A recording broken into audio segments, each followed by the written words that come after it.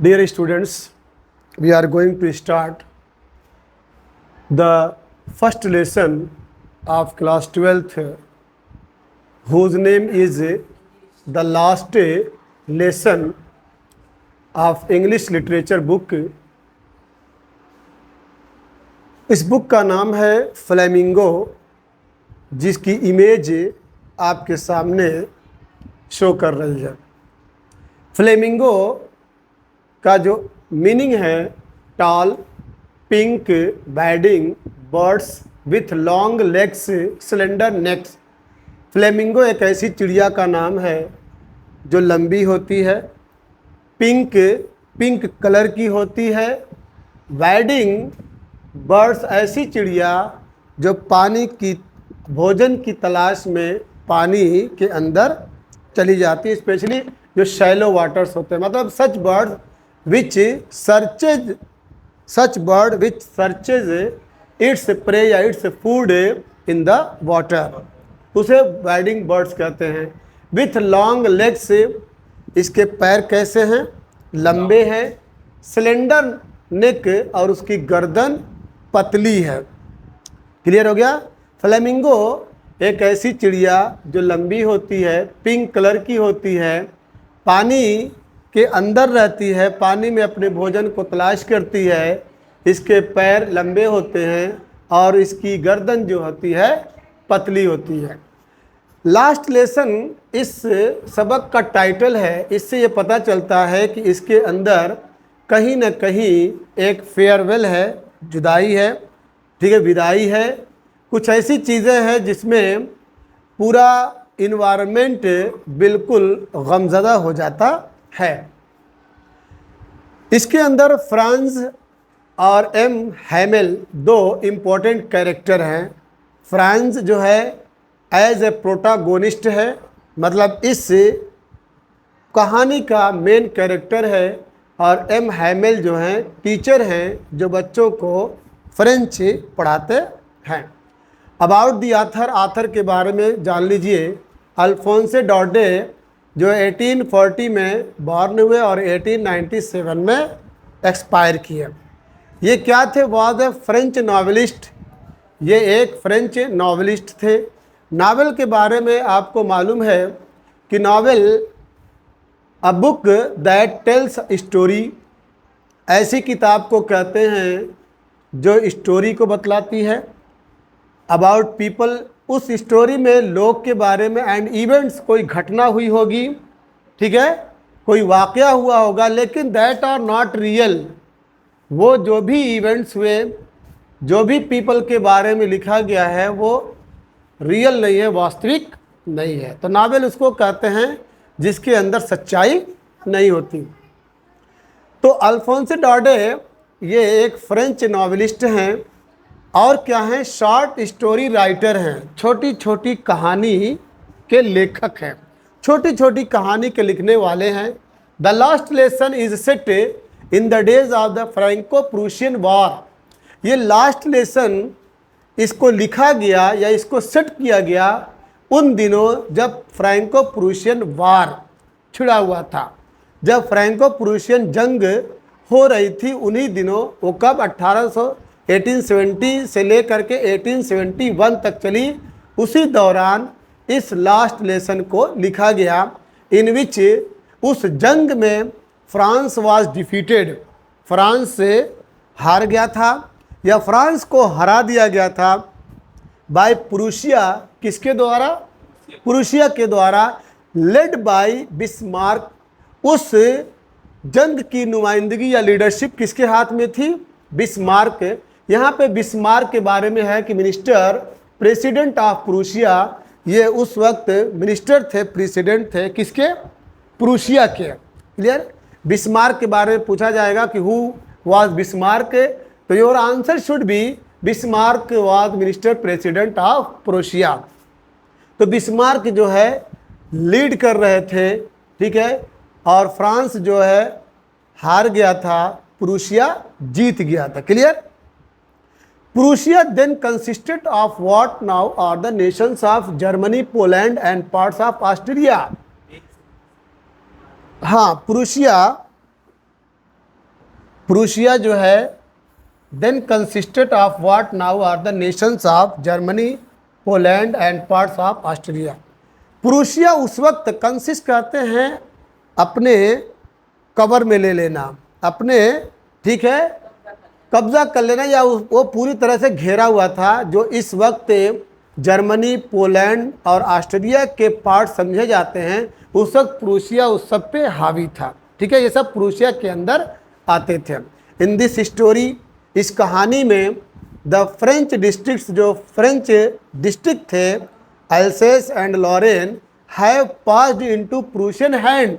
ये सब भी प्रूशियन के मातहत आ गए थे। इन सब के ऊपर प्रूशियन का कब्जा था, ये प्रूशियन के अंडर में थे। यहाँ पे याद रखिएगा, पास्ड इनटू का मतलब होता है becoming a part of something. Becoming a part of something मतलब किसी का हिस्सा बन जाना। तो यहाँ पे राइटर बोल रहा है कि फ्रेंच के जो डिस्ट्रिक्ट थे अल्सेस एंड लॉरेन, इस वक्त वो प्रूशियन के ज़ेर थे, मातहत थे, उसके अंडर में थे। रीड द स्टोरी, कहानी को पढ़िए, टू फाइंड आउट, और पता लगाइए कि what effect this had on life at school. ये सारी घटनाएं, ठीक है, उस स्कूल के लाइफ के ऊपर, स्कूल की ज़िंदगी पे, या स्कूल में जो बच्चे पढ़ रहे हैं उस पे क्या असर या क्या प्रभाव डालती है।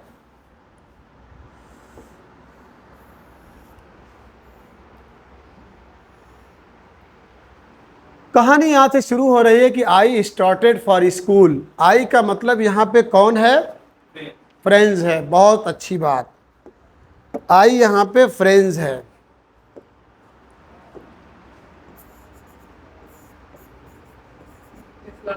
हाँ, ये एक लड़का है, यही प्रोटागोनिस्ट है, याद रखना, प्रोटागोनिस्ट, गोनिस्ट, ये प्रोटागोनिस्ट है।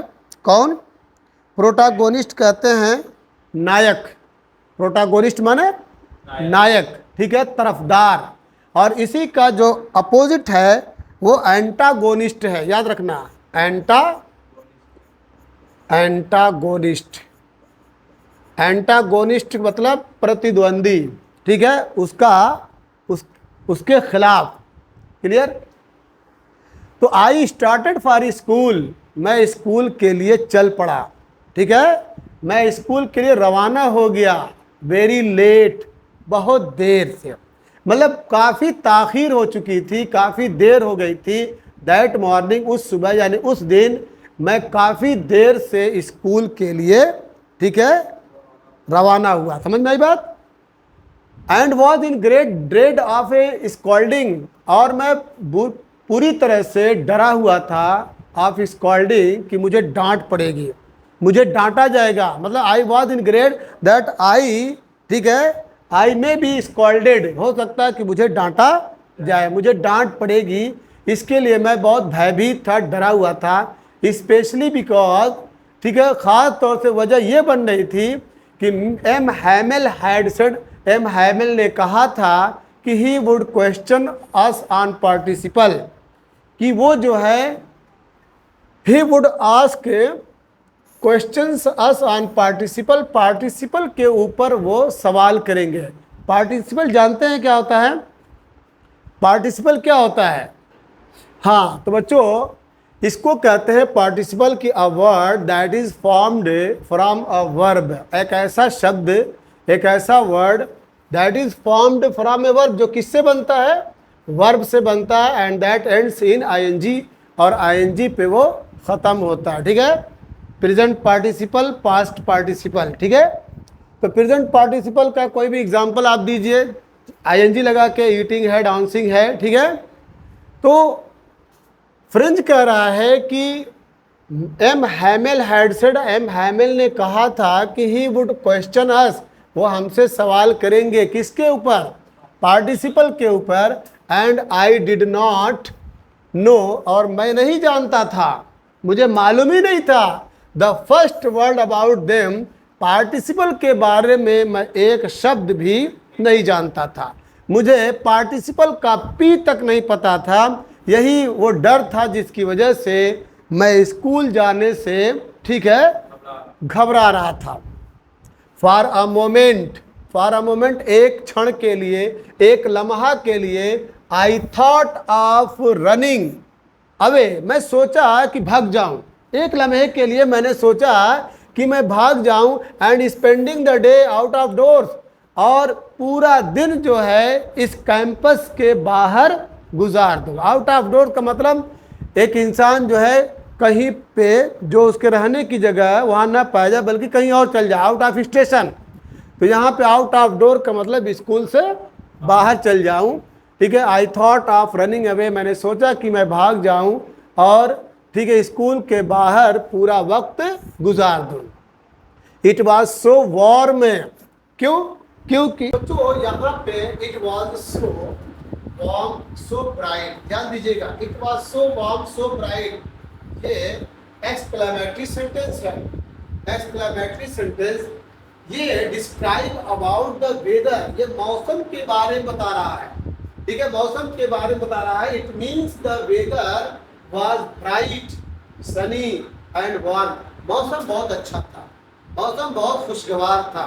The weather was very pleasant, the birds were chirping at the edge of the woods, और चिड़िया जो है जंगल के किनारों पे, ठीक है, द बर्ड्स वर चर्पिंग, चिड़िया चहचहा रही थी, at the edge of the woods, जंगल के किनारे पे, किनारे हाँ, चहचहा, जंगल का पेड़ रहेगा तो पूरे जंगल में चिड़ियों की चहचहाहट सुनी जा रही थी। And in the open field, और खुले मैदान में, बैक ऑफ द सामिल, बैक ऑफ द सामिल का मतलब है जो आरा मशीन लगी थी, लकड़ी काटने वाली आरा मशीन के पीछे जो खुला मैदान था, द प्रूशियन सोल्जर, जो प्रूशियन फौजी थे, वर ड्रिलिंग का मतलब प्रैक्टिसिंग, एक्सरसाइजिंग, वे अभ्यास कर रहे थे, वे प्रैक्टिस कर रहे थे। It was all much more tempting, ये सभी कुछ मेरे लिए क्या था, बहुत अट्रैक्टिव था। टेम्पटिंग मतलब अट्रैक्टिव, मोहक, ये सारी चीजें मुझे बहुत ही अच्छी लग रही थी। Then the rule for participle, इसके मुकाबले में पार्टिसिपल के जो रूल्स हैं उसके मुकाबले में बाहर की जो दुनिया है, ठीक है, आरा मशीन के पीछे का जो हिस्सा था, ठीक है, जंगल में चिड़िया चहचहा रही थी, मौसम बहुत अच्छा था, ये सब कुछ मुझे बहुत अच्छा लग रहा था। But I had the strength भी होता है ताकत, ठीक है, टू रेसिस्ट, लेकिन मेरे पास इतनी ताकत थी कि मैं अपने को रोक सकूं। मतलब वो जितनी मनमोहक चीजें थी, जितनी अट्रैक्टिव चीजें थी, मैं उधर बहक नहीं रहा था, बल्कि अपने को कंट्रोल किया and hurried of the school, और तेजी से स्कूल की तरफ गया, तेजी से स्कूल की तरफ गया। When I pass the town, जब मैं टाउन से गुजरा, टाउन का जो हाल था उसके पास से गुजरा, तो देयर वाज अ क्राउड, एक भीड़ थी, एक भीड़ लगी हुई थी, इन the front of the bulletin board के सामने। Bulletin board is one type of board where all types of information, ठीक है, are written। पहले का जमाना है, एक लकड़ी का बोर्ड हुआ करता था जहाँ पे हर तरह की समाचार उस पे लिखे जाते थे। तो मैं जब टाउन के हाल के पास से गुजरा तो क्या देखा कि बुलेटिन बोर्ड के सामने लोगों की भीड़ लगी हुई थी।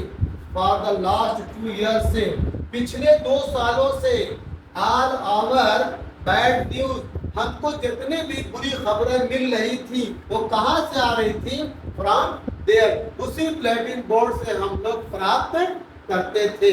जैसे कौन कौन सी खबरें, द लॉस्ट बैटल, लास्ट माने खो जाना, बैटल्स में कितने लोग खो गए, कितने लोग मर गए, मारे गए, युद्ध का मैदान जंग।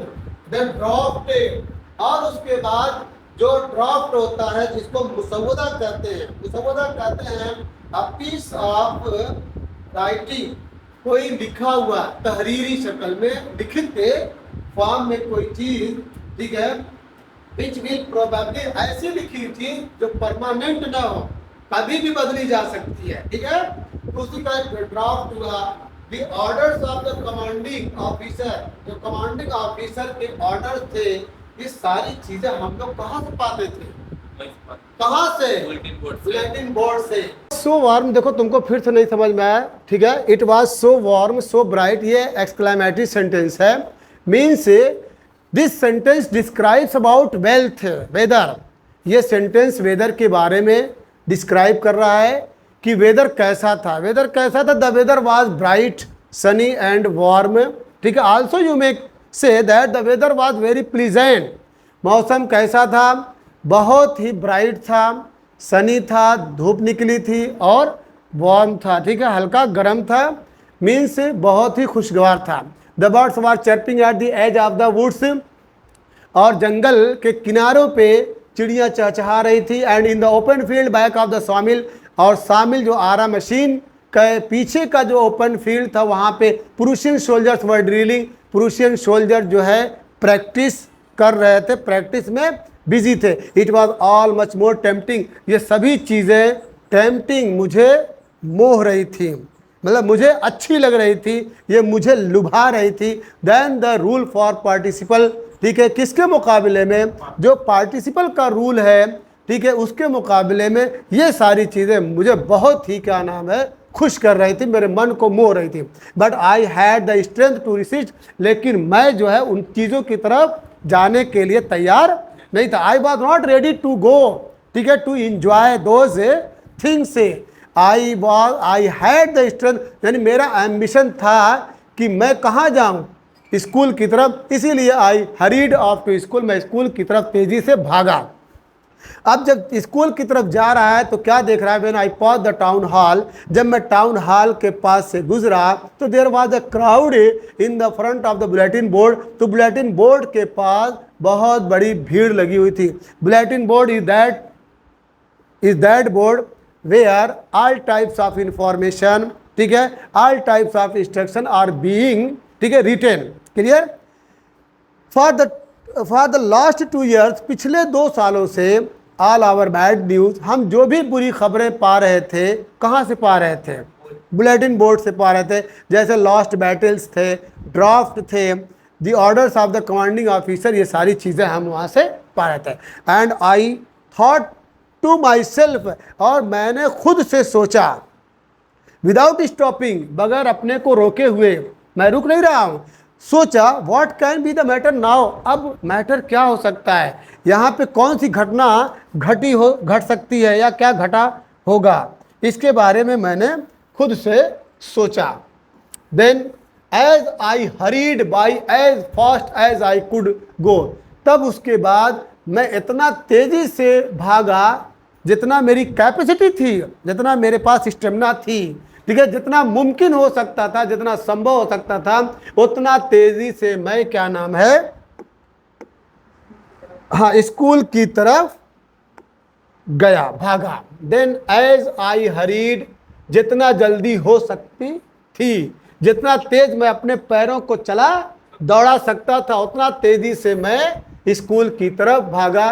द ब्लैक स्मिथ, देखिए इसमें एक नया कैरेक्टर आ रहा है, the blacksmith Wachter who was there, blacksmith Wachter जो वहाँ मौजूद था, was present there with his apprentice, अपने अप्रेंटिस के साथ, चेले के साथ, नौसिखुआ के साथ, मतलब that person who is not very expert, that person who work at low pay, जो कोई कम मजदूरी पे, कम तनख्वाह पे काम करता है, सो दैट ही में टेक ठीक है, क्या ले सके, एक, क्या नाम है, लेटर ले सके, ठीक है, एक ऐसा जिसमें वो, क्या नाम है जिसमें वो एक अपना एक्सपीरियंस लेटर पा सके, ताकि वो एक अच्छी जॉब, ठीक पे, अच्छी तनख्वाह ले सके। तो उसको अप्रेंटिस कहते हैं, कि मतलब नॉट वेरी एक्सपर्ट पर्सन, इसको चेला भी कहते हैं, नौसिखुआ। रीडिंग द बुलेटिन, वो बुलेटिन को, समाचार को पढ़ रहा था, और उसी ने कॉल्ड आफ्टर मी, ठीक है, मुझे बुलाया, चिल्ला करके कहा, don't go so fast bub, don't go so fast, इतना तेज़ी से जाने की ज़रूरत नहीं है, there is no need to go, ठीक है, in a very fast manner. Bub, bub का मतलब है, ठीक है ना, बच्चे नहीं। तो यहाँ पे राइटर बोल रहा है कि डोंट नहीं, डोंट उसको बोला, कौन बोला? Blacksmith Wachter who was there, blacksmith Wachter जो वहाँ मौजूद था, विथ हिज अप्रेंटिस, अपने अप्रेंटिस के साथ, रीडिंग द बुलेटिन, जो बुलेटिन को पढ़ रहा था, कॉल्ड आफ्टर मी, चिल्ला के बोला डोंट गो सो फास्ट। बब, बब बोलते हैं एन एग्रेसिव और रूड वे, एक बहुत ही गुस्सा वाला अंदाज, ठीक है, एक क्रोध वाला अंदाज, ठीक है, बदतमीजी वाला अंदाज, ठीक है। चाहे लड़के को बुलाया जाए चाहे आदमी को बुलाया जाए कि ऐ पागल, ऐ बच्चे, ठीक है, you don't go so fast, इतना तेजी से जाने की जरूरत नहीं है। You will get to your school in plenty of time, तुम्हारे पास तो अभी वक्त बचा हुआ है, तुम क्या नाम है समय से या समय पे स्कूल जा सकते हो। देखो प्लेंटी ऑफ टाइम का मतलब a time that is earlier than expected time, याद रखिएगा। प्लेंटी ऑफ टाइम का मतलब अ टाइम, ऐसा वक्त दैट इज अर्लियर, जो एक्सपेक्टेड टाइम है उससे पहले, ठीक है। जैसे आई अराइव्ड एट द एयरपोर्ट, मैं एयरपोर्ट पहुंच गया इन प्लेंटी ऑफ टाइम, मतलब अभी भी मेरे पास वक्त था, उससे पहले ही एयरपोर्ट पहुंच गया। उसके बाद यहाँ पे है कि you will get to your school, तुमको इतना तेज जाने की ज़रूरत नहीं है, ठीक है। यू नीडंट गो, ठीक है, टू स्कूल, ठीक है, in so fast manner because you have a lot of time.